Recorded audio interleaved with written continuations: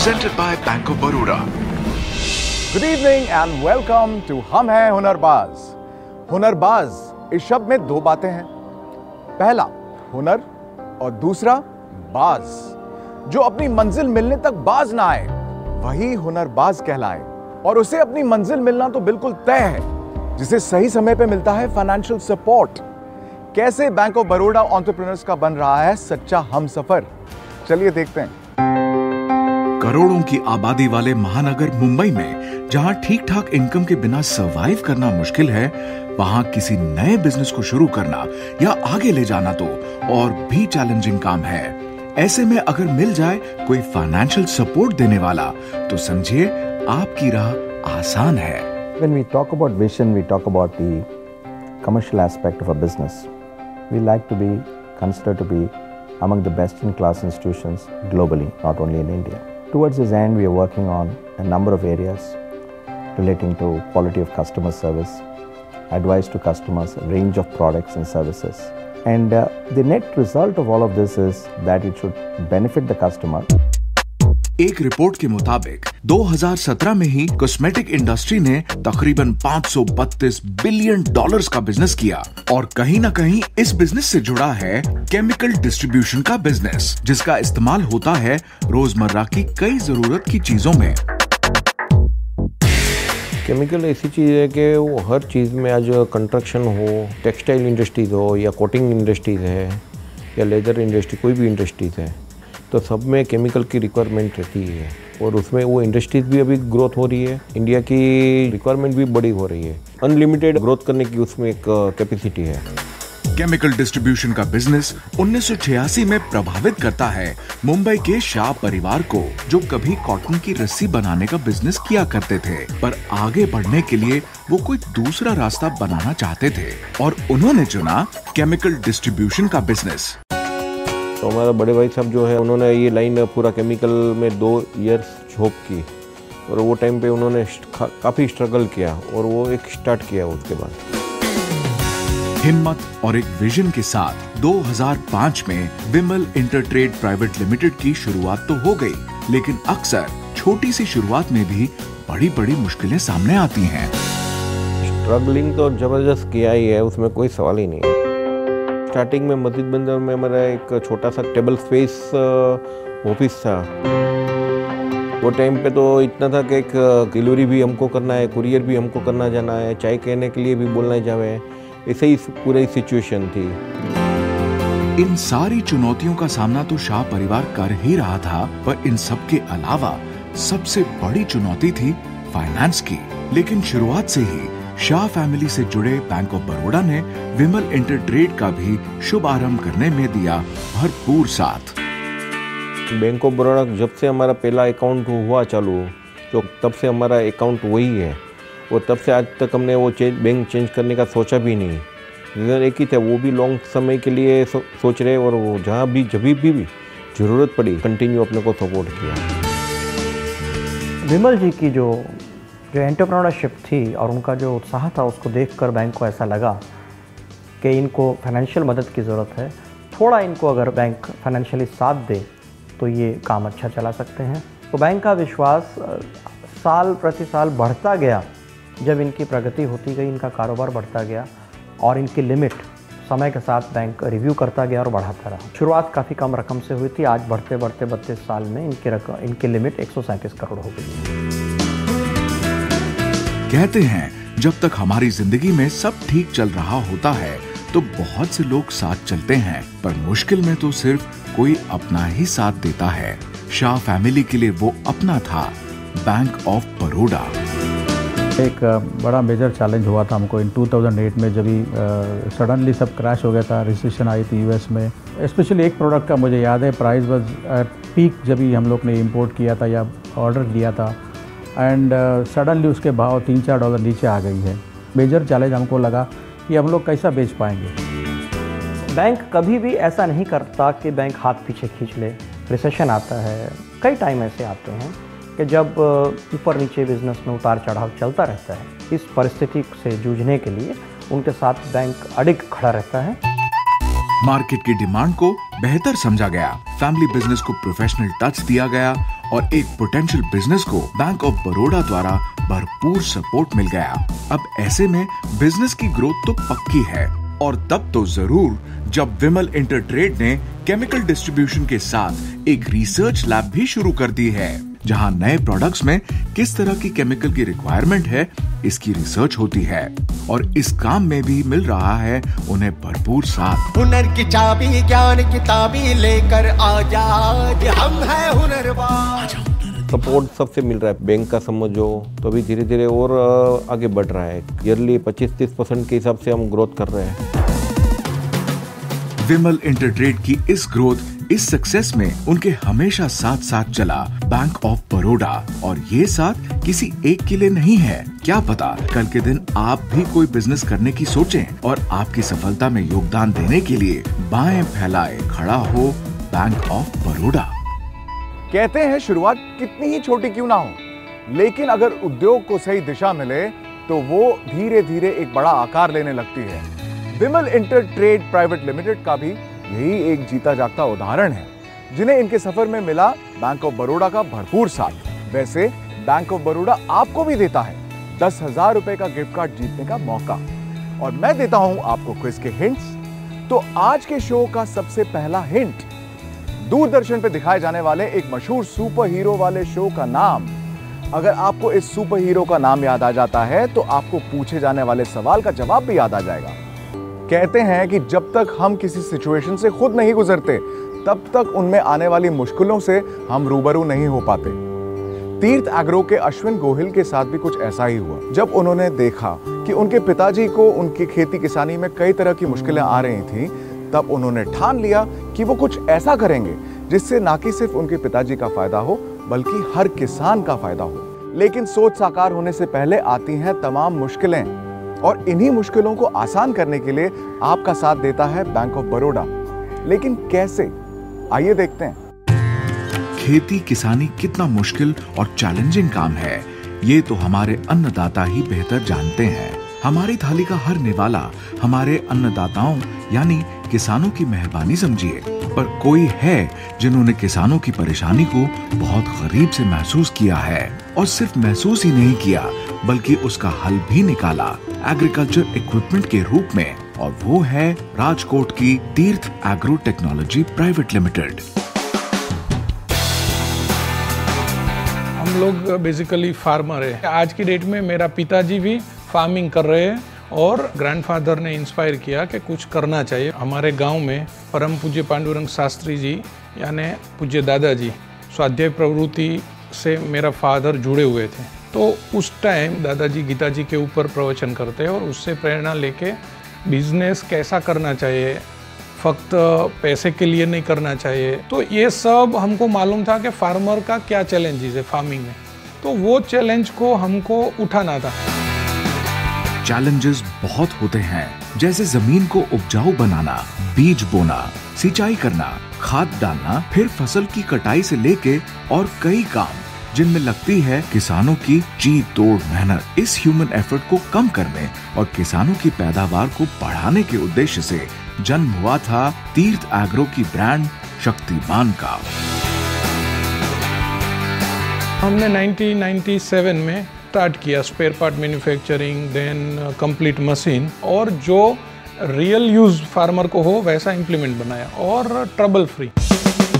आपको जान के शायद हैरानी हो, पर तीर्थ एग्रो ने एक छोटी सी किराए की जगह से अपनी शुरुआत की थी, सिर्फ 5 लोगों से, और आज इस कंपनी में 2200 लोग काम करते हैं। तीर्थ एग्रो टेक्नोलॉजी कृषि में इस्तेमाल होने वाली बड़ी बड़ी मशीन्स बनाते हैं।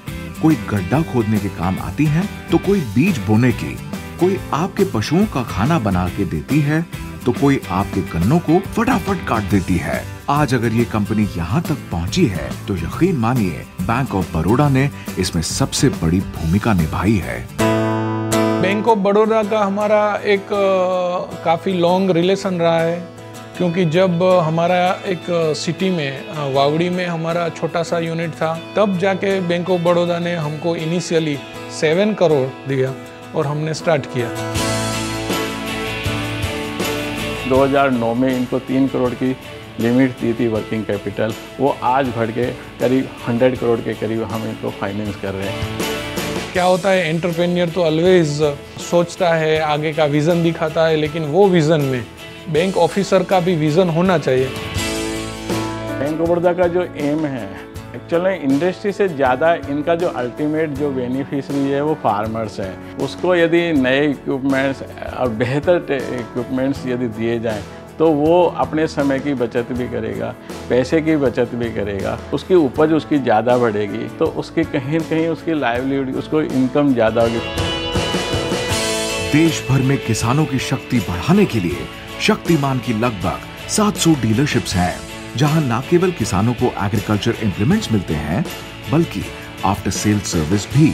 और सबसे बड़ी बात यह है कि तीर्थ एग्रो टेक्नोलॉजी के स्किल्ड वर्कर्स द्वारा बनाए गए प्रोडक्ट्स इंपोर्ट किए जाने वाले प्रोडक्ट्स के मुकाबले काफी अफोर्डेबल है। हमारा विज़न वो है कि ऑलवेज 1 स्टेप अहेड हमको चलना है और लोगों को या तो फार्मर को जितना भी लो कॉस्ट कंट्रीब्यूशन दे सके इम्प्लीमेंट में, वैसा हमको देने का। देखा आपने, अगर सही समय पर फाइनेंशियल बैकिंग मिल जाए तो फिर सब कुछ कितना आसान हो जाता है। बिजनेस आगे ही आगे बढ़ता है और बिजनेसमैन को आगे बढ़ाने में बैंक ऑफ बड़ौदा कभी पीछे नहीं हटता। चलिए हम भी आगे बढ़ते हैं और आपको आज पूछे जाने वाले सवाल का दूसरा हिंट देते हैं। और दूसरा हिंट है, इस नाम में पावर है। अगर हिंदी में कहें तो आप सही समझे। किसी ने क्या खूब कहा है, कैसे आकाश में सुराख नहीं हो सकता, तबीयत से एक पत्थर तो उछालो यारों। सच है, इंसान अगर ठान ले तो क्या नहीं कर सकता है। जैसे माउंटेन मैन दशरथ मांझी ने अकेले ही एक पहाड़ को तोड़ करके रास्ता बना लिया, वैसे ही अरुणिमा सिन्हा ने अपने आर्टिफिशियल पैर से छू ली दुनिया की सबसे ऊंची चोटी। कभी न हार मानने का सबसे बेहतर उदाहरण और क्या हो सकता है। Please watch. ये कहानी है उत्तर प्रदेश के अंबेडकर नगर डिस्ट्रिक्ट की 24 साल की एक जांबाज लड़की अरुणिमा सिन्हा की, जो एक दिन ट्रेन में अकेले सफर कर रही थी और कुछ बदमाशों ने जब अरुणिमा की चेन छीनना चाही तो अरुणिमा ने उन बदमाशों का अकेले डटकर मुकाबला किया। पर अफसोस, उन्होंने अरुणिमा को चलती ट्रेन से बाहर फेंक दिया। दूसरी पटरी पर आती ट्रेन से अरुणिमा का एक पैर भी कट गया। अक्सर ऐसी सिचुएशन में लोग हार मान लेते हैं, पर अरुणिमा की कहानी तो यहाँ से शुरू हुई थी। एक इंसान का विकलांगता के साथ जीना कितना मुश्किल होगा। कभी कभी ये भी लगता था कि क्यों बचे ही, खत्म ही हो जाना चाहिए था। फिर वही ना, मौत तो आती नहीं इतनी जल्दी, नहीं कुछ और हिस्ट्री लिखनी थी। तब मैंने हॉस्पिटल के बेड से डिसाइड किया कि लाइफ का सबसे टफ गेम करना है। जिस टफ गेम की बात अरुणिमा कर रही है वो वाकई में पहाड़ तोड़ने जैसा है। उन्हें जाना था दुनिया के सबसे ऊंचे पहाड़ माउंट एवरेस्ट की चोटी पर। 8,848 मीटर की ऊंचाई तय करना कोई आम बात नहीं है। और फिर एक पैर। अरुणिमा में आत्मविश्वास की कोई कमी नहीं थी। और रही हुनर की बात, तो उन्होंने एवरेस्ट चढ़ने के इरादे को कामयाब करने के लिए अपना पहला कदम उठाया। उन्होंने उत्तरकाशी के नेहरू इंस्टीट्यूट ऑफ माउंटेनियरिंग से कोर्स किया। इस सफर में उनकी मार्गदर्शक बनी माउंट एवरेस्ट चढ़ने वाली पहली भारतीय महिला बेचेंद्री पाल। अरुणिमा ने 2012 में बेचेंद्री पाल के ट्रेनिंग कैंप का हिस्सा बनकर शुरू कर दी एवरेस्ट की चढ़ाई। पहली बार मैंने इतने करीब से पहाड़ को देखा था। फिर मैं अपने पैरों को देखती, पहाड़ को देखती कि लगता था कि हो पाएगा कि नहीं हो पाएगा। अरुणिमा के रास्ते में रुकावटें पहले ही कम नहीं थी, ऊपर से खराब मौसम ने मुश्किलें और बढ़ा दी। एवरेस्ट की चोटी तक पहुंचते पहुंचते उनका ऑक्सीजन सिलेंडर भी खत्म होने लगा था और जब वो लौट रही थी तब तो उनका आर्टिफिशियल पैर भी पूरी तरह से निकल गया था और एक पैर पर ही उन्हें वापस उतरना पड़ा। पर इतनी मुश्किलों के बाद ही सही, अरुणिमा ने अपनी मंजिल पा ही ली। दुनिया की सबसे ऊंची जगह पे आप खड़े होकर और अपने देश का तिरंगा लगा रहे हो। मैंने अपना नेशनल फ्लैग वहाँ पर जब निकाल के लगा रही थी मैं, तो मेरे मन में क्या आ रहा था कि मेरा फ्लैग यानी कि मेरा 3 कलर सबसे ऊपर दिखाई दे। असंभव को संभव कर दिखाया अरुणिमा ने। बता दिया पूरी दुनिया को कि विकलांगता किसी के भी जीवन में कभी बाधा नहीं बन सकती। और अरुणिमा ने 20 मई 2013 को इतिहास रचा, एवरेस्ट की चोटी पर पहुंचने वाली विश्व की सबसे पहली दिव्यांग महिला होने का। आज मेरी लाइफ का सबसे बड़ा सपना पूरा हुआ। मैं टॉप ऑफ द वर्ल्ड पे हूँ। सबको ये मोटिवेशन देना चाहती हूँ कि हर आदमी अगर अपने लक्ष्य को बनाए तो वो कभी नहीं हार माने। इस अनोखे कीर्तिमान को रचने के लिए उनको सन 2015 में पद्मश्री जैसे बड़े सम्मान से नवाजा गया। और सिर्फ इतना ही नहीं, उनके हिस्से में आई और भी कई बड़ी बड़ी उपलब्धियां। और उसी का नतीजा है ये सिल्क डेवलपमेंट इंस्टीट्यूट, जिसका नाम है अरुणिमा फाउंडेशन। इस फाउंडेशन को साथ मिला नेशनल सिल्क डेवलपमेंट कॉर्पोरेशन का। इस ट्रेनिंग संस्था में प्रधानमंत्री कौशल विकास योजना के तहत चलाए जाते हैं 3 प्रोग्राम, रिटेल, हॉस्पिटैलिटी और इंफॉर्मेशन टेक्नोलॉजी। और ये प्रशिक्षण मिलता बिल्कुल मुफ्त। यहाँ से मिली ट्रेनिंग करके संवर रही है सैकड़ों युवाओं की जिंदगी। अब जब हम जाते हैं अपने गांव तो लोग सोचते हैं कि ये कुछ बहुत अच्छा कुछ कर रहे हैं। हम जाते हैं तो लोगों का बदलाव और बिहेवियर हम लोगों से बहुत अलग होता है और इज्जत देते हैं ज़्यादा लोग जो हैं। वो हुनर ही तो है जो हाथों में आते ही कमाल दिखाता है, जिंदगी बदलता है। और इस बात की इम्पोर्टेंस बैंक ऑफ बड़ौदा बखूबी समझता है। और इसलिए अपने बड़ौदा स्वरोजगार विकास संस्थान के जरिए देश की हर जरूरतमंद को ट्रेनिंग देकर रोजगार से जोड़ने का काम कर रहा है बैंक ऑफ बड़ौदा। हर मुश्किल आसान हो जाती है जब आपके पास है मनोबल। तरक्की का शिखर छू सकते हैं जब आपके पास है कौशल। वाह, क्या बात है। Salute to Arunima Sinha. इन्होंने सिर्फ एक पैर पर चलकर इतने बड़े पर्वत के फतेह कर आसमान नहीं छुआ, बल्कि इन्होंने औरों को भी मौका दिया आगे बढ़ने का, अपने हुनर का सही इस्तेमाल करके। अब बारी है आपके मौके की। वक्त आ गया है आज के हमारे क्विज सेक्शन का। हिंट्स याद है ना?